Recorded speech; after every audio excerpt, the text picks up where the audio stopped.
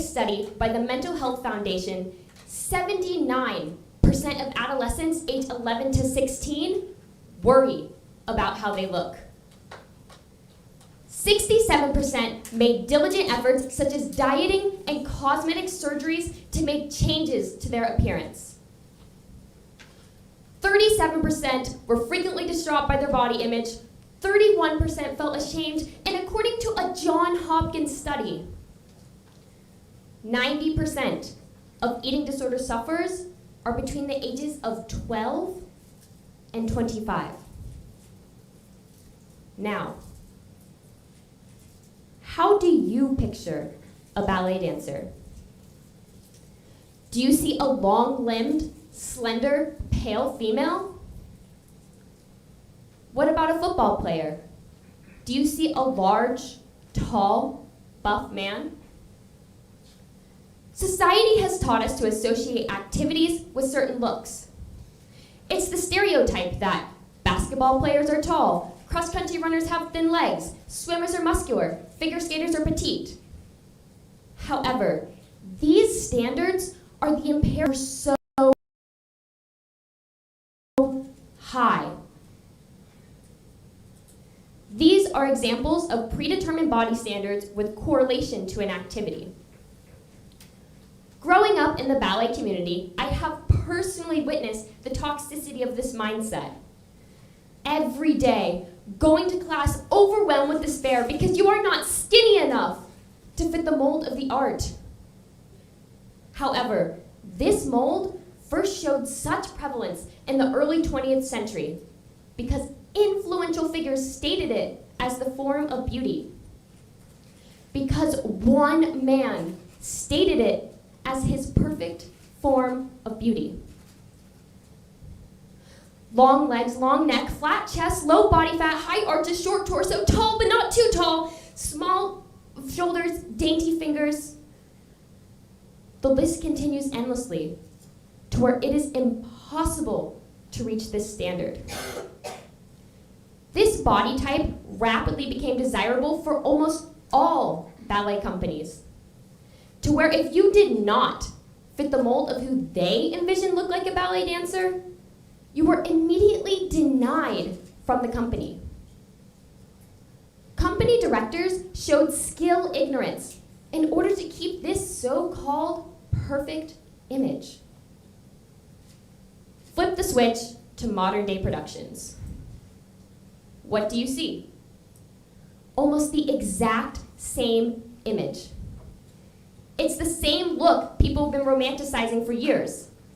The same standards and the same treatment. This toxic environment is depicted as grace, beauty, and something to strive for. This environment is what the future dancers have to look up to.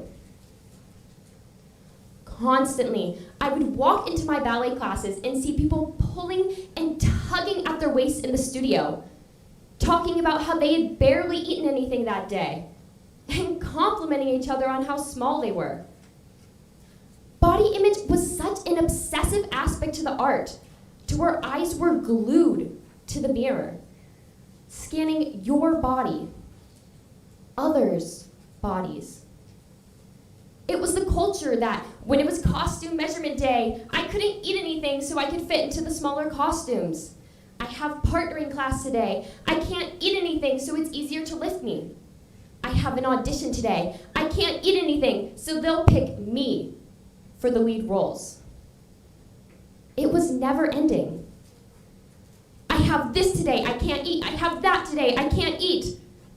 Eventually, there were enough excuses, it felt as if I could never eat. Constant tears were shed from me and my peers. The sad thing is, this experience is all too common in today's adolescent world. There is this look that if you don't meet, you will never succeed. So much pressure is put into looking the part that people forget what they are actually there for. Instead of focusing on my dancing abilities and improving my turns or jumps, I put so much effort into looking like I was a ballet dancer. This is getting us nowhere.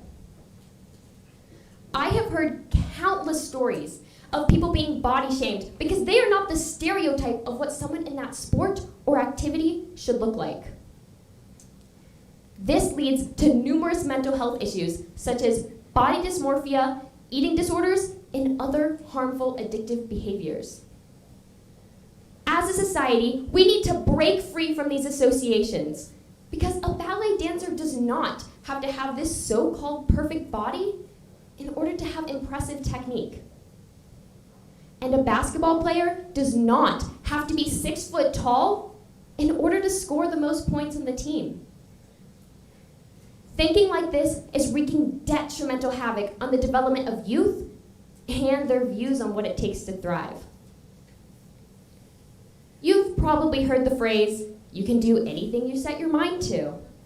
It's that nostalgic kindergarten catchphrase when you say you want to be an astronaut or an Olympian. However, they never told you the truth. That you can do anything you set your mind to as long as society finds you acceptable for the job. People are born with different body types. Everyone is unique. So if we keep having this mindset that you have to look a certain way to do this or be a certain way to do that, we are limiting people's capabilities. These actions discriminate and feed into the issue that appearance drives successes. It has become well known that studies show how social media platforms directly correlate to mental health issues. However, the reason these issues exist is because of how humankind perceives it. We see a gold medal figure skater, tennis player, gymnast, and we assume that in order to reach that same level, we must mimic their motions, mimic their body. It's a classic example of imitative learning. We see someone excel by looking a certain way, so we try to imitate that look. This is how body types become seen as categories, such as in athletic body type. But just because one person is muscular looking with a low body fat percentage does not mean they are any more of an athlete than someone with a different physique. This trend of thinking continues, and we are left with a social epidemic. A widespread idea ridiculing one another based on how they look. This epidemic is extremely harmful, for it discourages our society, leading to people quitting their passions, becoming hospitalized, and even dying from attempting to change themselves into the standard needed for success. But we don't have to live like this anymore. We can develop future generations to avoid this way of thinking. And it starts with dissociation. Body types and activities are solely independent of one another. Success comes from how you work towards achieving your goal, not how you look doing it. Because if people put less emphasis on image, then maybe that percentage of adolescents with concerns about their body would dwindle, because they know that even though they don't look like their favorite Olympian, they can still excel in the sport. Because if only I had been told that I could be a ballet dancer despite my appearance, all of my anguish could have been avoided. Our culture is working towards the concept of destigmatizing mental health. It has become more acceptable to speak up about mental illnesses. This is extremely beneficial, for most people have struggled with a mental illness at some point in their life. However, we need to harness in on the why as well. Why is this happening? And how can we fix it? A huge part is by working towards accepting the way our peers are and continuing forward to develop our skills and relationships. If we take the appearance factor out of activities, then performance abilities would drastically increase, allowing for our society to advance. Now, how do you picture a ballet dancer? There shouldn't be one specific body type you envision. What should be pictured is someone who loves the art and is dedicated to ameliorating their skills. Thank you.